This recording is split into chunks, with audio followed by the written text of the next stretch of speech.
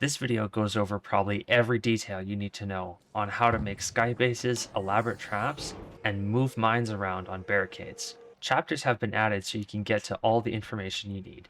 This video will be unlisted in 2 days, so make sure to share it with your friends and add it to your playlist so you can continue watching.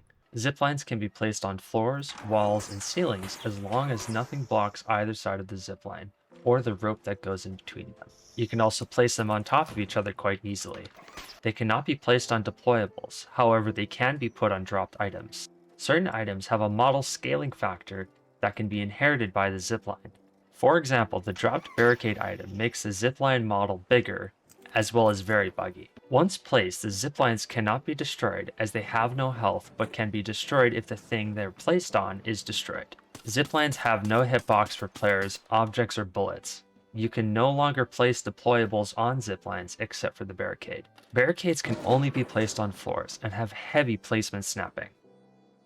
You can only place them within line of sight of your body to the bottom of the barricade, meaning if there's anything between you and the bottom of the barricade, then it won't let you place it. The minimum distance to place a barricade is 1 meter. If you walk into the placement of the barricade while trying to deploy it, it will cancel. While on top of a ledge or barricade, crouching can help place a barricade on the surface below you. Ziplines can be placed up to this point on the barricade before it snaps to the top. If you place a zipline on the top, it will block the snapping and allow you to place them higher on the side. The invisible ramp on the back of the barricade can allow fine adjustments for zipline height, which can be useful for reaching specific sizes for builds. You can also place them on the edge of the ramp, although the hitbox is incredibly thin, so it's inconsistent. Now the part that makes everything work is that ziplines are considered valid for barricade placement. Aim at the top of the zipline or almost past the hitbox. The placement can be quite finicky, but once you learn where you can place it, it's easy to remember. Any surface that moves like doors, lifts, and probes can work as they all can have ziplines placed on them.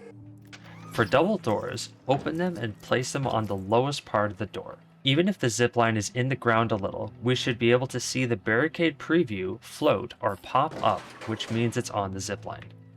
Okay, here's where things get weird. Barricades don't move the way you'd expect. Visually, the barricade moves, but the physical barrier remains where you placed it. The visual barrier does not block anything, but you now have an invisible barricade that blocks shots and players. It can be mantled with varying degrees of success. Samsov was the first to discover invisible barricades, and it happens anytime you move the thing the barricade is placed on. However, the deployable attached to the barricade do not desync. They actually move and are exactly where you see them, meaning we can move mines around and through objects. Here is how you make a door trap that activates when it opens. Place a zipline on both doors. Then place 2 angled barricades on each of the ziplines, and add a final barricade in the middle. You can also place a blaze grenade trap facing the door so the mines activate as soon as the door opens. With single doors, it's really easy to have a barricade go into a wall, but it only reveals when the door is closed.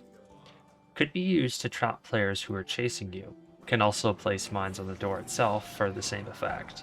To make a long barricade hallway like this, we have to trick the barricade snapping to allow us to place them next to each other. Place a barricade as close to another one without it snapping, then place one in the middle. Now building up is generally less complicated. The hard part is being able to get above the ziplines so you can place the barricades. The spiral is by far the easiest way to build up, as it allows you to mantle the side of the barricade, without the issues caused by the ramp of the barricade bouncing you up and down.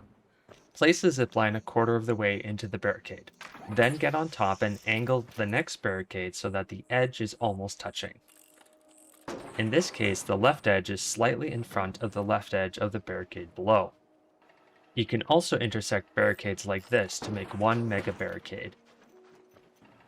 On a raised barricade, you can stand on the middle at the bottom of the ramp, but not on the sides.